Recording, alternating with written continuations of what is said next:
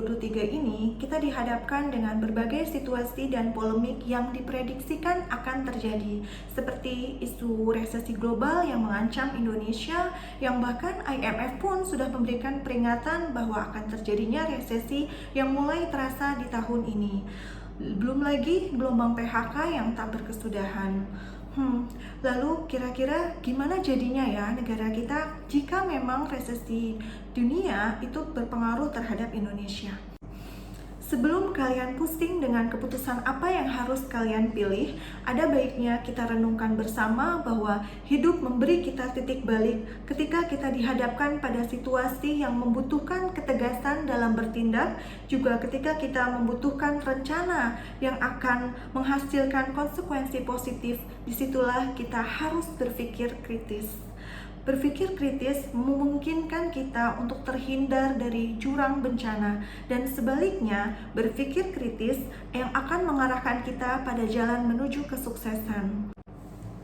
Berpikir kritis mempengaruhi keputusan yang kita pilih, dan keputusan yang kita pilih akan sangat mempengaruhi kualitas hidup kita. Dan pastinya, semua yang nonton channel ini akan memastikan kehidupan yang kalian jalani adalah kehidupan yang terbaik, sukses, dan bahagia. Oleh karena itu, supaya kalian gak salah pilih dalam menentukan pilihan, kalian harus bisa berpikir kritis dan bersikap rasional. Lalu, kira-kira gimana ya supaya kita tuh bisa untuk berpikir secara kritis? Basically, berpikir kritis itu bukan hanya mencari kesalahan atau menyatakan ketidaksukaan, tetapi adalah berpikir kritis adalah giving a fair and unbiased opinion of something. Jadi kalian harus mampu menyatakan pendapat secara adil dan tidak memihak terhadap sesuatu. So, a serious critical judgment itu lebih dari sekedar pernyataan, preferensi, atau selera. Maksudnya adalah dalam mengutarakan your critical point, kita nggak cukup hanya mengatakan, ya gue pilih A karena ya gue suka aja sama A gitu. There have to be some grounds for a judgment before we can call it a critical. Jadi harus ada landasannya atau basicnya. Dan yang menjadi takarannya itu adalah measures of knowledge atau keahlian dari orang yang membuat penilaian. Ada 3 core penting di dalam activities ketika kita melakukan critical thinking. Yang pertama adalah analyzing, yang berarti mengidentifikasi bagian-bagian penting sebuah informasi di dalam teks, kemudian merekonstruksinya dengan cara menangkap maknanya secara lengkap dan wajar. Dan yang kedua adalah evaluating. Maksudnya adalah menilai seberapa sukses sebuah teks itu dibuat. Kita bisa melihat parameternya dari seberapa besar sebuah argumen mendukung kesimpulannya, atau dari seberapa kuat bukti-bukti itu mensupport klaim atau pernyataannya. Dan yang ketiga adalah giving argument, di mana kalian memberikan tanggapan terhadap teks atau informasi yang telah dipersoalkan dengan menghadirkan poin-poin yang reasonable untuk mendukung atau menentang klaim yang kalian buat.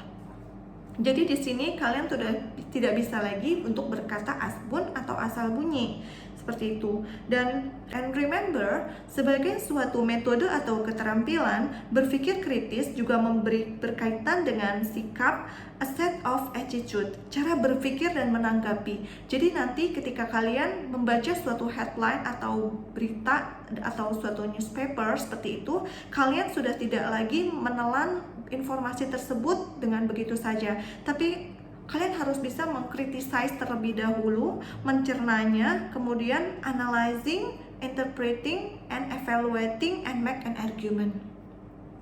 Kemudian ada pun sifat-sifat dari critical thinking yang perlu kalian pahami. Yang pertama yaitu fair and open-minded. Kalian harus bisa berpikir secara terbuka untuk bisa menilai sesuatu secara adil dan objektif. Caranya adalah ya kalian kesampingkan dahulu segala sesuatu keyakinan yang melekat pada diri kalian, kemudian kalian ambil perspektifnya dari berbagai sudut, dan dari sini kalian bisa mengaktifkan rasa penasaran kalian dan lakukan investigasi lalu buat pertanyaan. Dan yang kedua adalah active and informed. Karena penilaian yang tergesa-gesa, kurang informasi itu tidak bisa dikatakan suatu hal yang bersifat kritis. Paling tidak kita perlu menelaahnya terlebih dahulu sebelum penilaian yang tepat dapat dilakukan. Yang ketiga adalah skeptical. Sometimes kita harus bisa melakukan skeptisisme. Maksudnya adalah kesediaan untuk mempertanyakan informasi yang diterima dengan berpikir ulang terkait fakta, realita, dan evidence-nya. Dan yang keempat adalah independent. Memang tidak ada salahnya kalian mendengarkan informasi atau pendapat orang lain, menghormati keyakinan mereka, belajar dari guru atau dari sumber-sumber lainnya. Tetapi ya di sini kalian harus bisa berpikir secara kritis, artinya tidak menerima hal itu dengan mentah-mentah aja kayak gitu. Ya kalian juga harus bisa mengajukan pertanyaan kalian sendiri dan mendapatkan kesimpulan atas pertanyaan yang kalian ajukan. Dan di sini butuh sekali inisiatif dari diri kalian. Next, kita bahas tentang konsep dari critical thinking itu sendiri. Skill yang pertama adalah di saat kalian membuat suatu pernyataan atau klaim. Konsepnya adalah claim atau pernyataan di sini itu adalah suatu pernyataan sama dengan statements, bagian dari ekspresi yang menunjukkan supposedly true dalam artian yang bisa dianggap benar, bisa dinyatakan dalam bentuk ucapan maupun tulisan.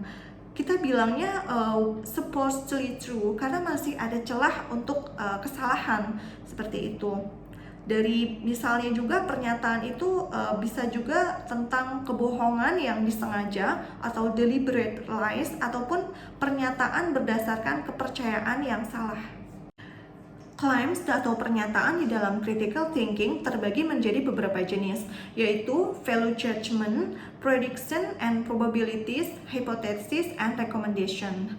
Yang pertama, value judgment merupakan penilaian terhadap suatu hal atau seseorang terkait baik, buruk, jahat, serakah, dibayar rendah, dan sebagainya. Itu adalah value judgment. Itu digunakan sebagai alasan yang jelas berupa pendapat tentang nilai baik yang dirasakan atau suatu kebenaran atau suatu kesalahan.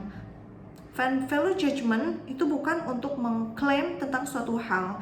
It becomes value judgment ketika ada sesuatu yang dinilai kurang pada tempatnya gitu, atau dinilai ada yang salah berlebihan dan itu yang menjadi persoalannya seperti itu.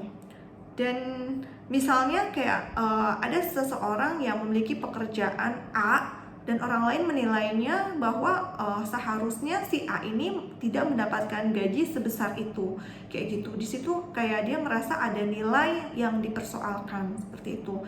Dan yang kedua adalah prediction and probabilities.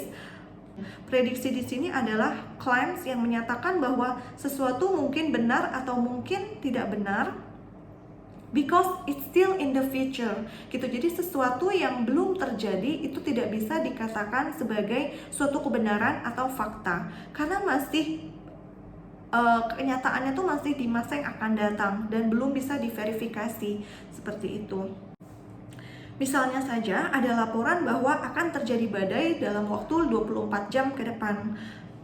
Hal ini tidak bisa kita katakan sebagai fakta karena it's still in the future gitu. Kebenarannya itu belum bisa kita pastikan seperti itu. Jadi kalau misalkan ada orang yang menilai hal ini sebagai suatu vision akan kebenaran yang dia bilang seperti itu tidak bisa kita katakan begitu karena yang bisa kita nilai ya kalau misalkan yang dia utarakan itu benar ya kita cuma bisa nilai ya you have a good prediction seperti itu. Lalu yang ketiga adalah hipotesis. Karena hipotesis telah diuji dengan sangat baik, maka hipotesis bisa kita pahami juga sebagai probabilitas tingkat yang sangat tinggi. Kita menyebutnya hipotesis karena bukan kejadian mutlak, karena hukum fisika mungkin tidak sama di masa yang akan datang dan tidak dapat diketahui. Misalnya ada banyak kepercayaan ilmiah di masa lalu yang tidak diragukan lagi oleh siapapun, tetapi harus direvisi karena penemuan-penemuan baru di masa yang akan datang yang bisa membuktikan ada kesalahan atau ada sesuatu yang direvisi seperti itu. Dan yang keempat adalah recommendation. Rekomendasi merupakan klaim tentang bagaimana seharusnya atau apa yang menurut kalian harus dilakukan dalam memberikan respon terhadap situasi atau menanggapi situasi tersebut. Misalnya saja kalian merekomendasikan gaji dan tunjangan karyawan harus dinaikkan di tahun depan atau UMP provinsi harus dinaikkan karena kalian melihat ada variabel lain yang penentunya seperti itu. Nah, setelah tadi kita bahas tentang jenis-jenis critical thinking, next kita harus mengetahui bagaimana caranya untuk melakukan pembenaran agar klaim atau pernyataan kita bisa meyakinkan sekaligus mampu mempertimbangkan perbedaan standar justifikasi tersebut. Seperti dari awal tadi sudah diriku bilang, kalau misalnya klaim atau pernyataan itu tidak bisa serta-merta kita pastikan kebenarannya. Jadi kita tetap butuh knowledge atau pengetahuan, dan pengetahuan itu membutuhkan kepastian. Sedangkan kepastian itu kan sifatnya rare atau jarang dan hampir malah tidak ada. So, the best evaluation yang bisa kita lakukan dan berikan tentang klaim atau keyakinan adalah dengan mengatakan whether is justified or warranted. Dua kata sakti itu, justified or warranted. Kedua kata ini juga bisa kita pegang untuk membenarkan suatu klaim atau pernyataan. Jadi misalnya ketika ada suatu pernyataan atau informasi, ya kita harus cari tahu justifikasinya apa dan warranty-nya apa. Dengan mempraktikkan pemikiran yang matang, kritis, objektif, dan sistematis di dalam membuat keputusan, hal ini akan membuat perubahan positif yang besar di dalam hidup Anda, baik pribadi maupun profesional. Lalu, sudahkah Anda berpikir kritis sebelum Anda mengambil keputusan? Sekian video yang dapat aku sampaikan, dan don't forget to like and subscribe. Thank you for watching.